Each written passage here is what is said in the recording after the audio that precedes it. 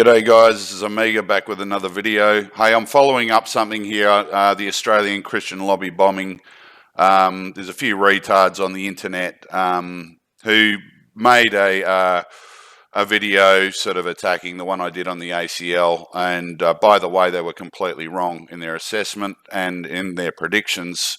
One of the predictions they made were, I was talking about the connection between an event like this just before Christmas and the upcoming elections, saying that we have some parties here which are rising in Australia which are going to be real contenders and are a real problem. I'm trying to work out why this particular incident at the Australian Christian lobby has been whitewashed, why it's been dealt with the way it's been dealt with. And, you know, these people who are just playing it down as just business as usual, it was just nothing to it. It's absolute stupidity or it's absolute bias. I can't work out which one, but just for that particular person, that disorganized political party that you described it as, that pretty much it was a joke and had no chance at the election, are now getting preference deals with the major political parties of the country, grey matter. And by the way, a current poll shows just today alone that they would have 23% of the Queensland vote, mate. So you're full of it. You're wrong. And I hope you admit that. You went on a public discourse, well, you were wrong. And now getting back to the ACL, the Australian Christian lobby is a major Christian headquarters. Now, just before Christmas, a van filled with gas bottles was parked out the front and detonated. Now, if this was done outside the LGBTI headquarters, if this was done outside of a major Muslim political outlet, this would be all over the news. But this was whitewashed, and within a few short hours, we had the Australian Federal Police come out and make a statement and basically say this had no religious or ideological connotations to it at all. So, and then they've come in and they've cleaned up the scene by 2 a.m. in the morning.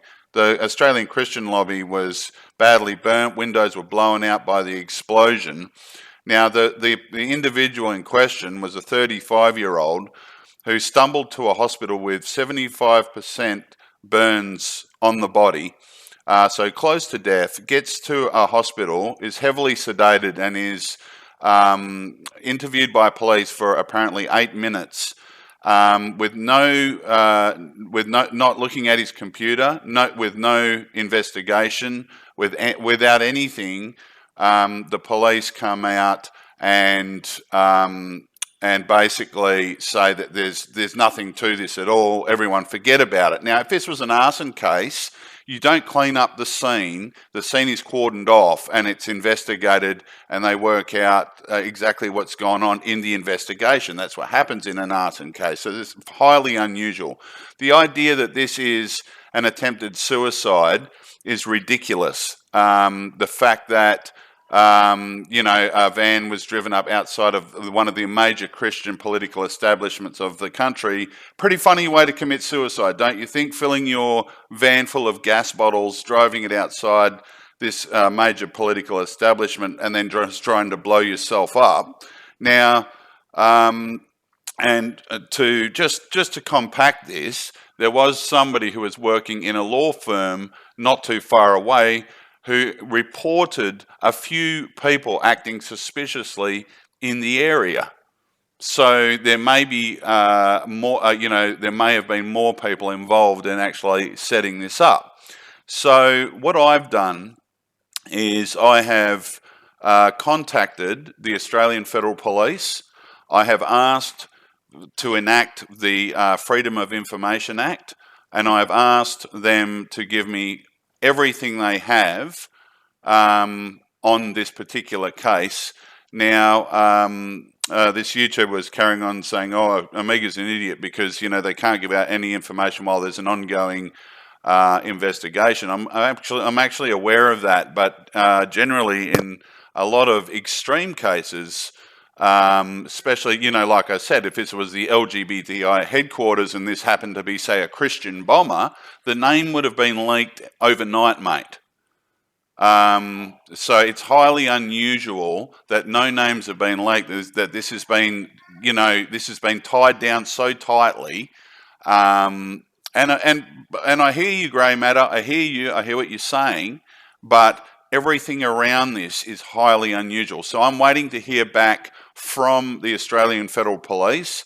I'm pretty sure if the AFP made the official statement, it's a federal police matter. And then, and here's the other thing: why is it a federal police matter if it's just a random suicide attempt? Why couldn't the local police just deal with it? And I've also contacted the Australian Christian Lobby, who said they have not been given any information at all. And I've asked if the director of the ACL can call me, and I have not got a call back yet. But as far as I've been told from them, they haven't been given any information about it. Now, if this investigation is ongoing, it's been ongoing for months and months, and if it was just a random suicide attempt, surely the investigation's finished. So I'm going to keep a close eye on this. I'm going to come back with information as I get it from the Australian Federal Police, and I'm going to keep hampering them for information, and I'm going to keep digging on this. We are having elections in March. We are seeing the rise of right-wing conservative parties in Australia, which is great. And I'm hoping that they're going to do very well in the election. This is Omega. I'll be back soon with another video. Cheers for listening.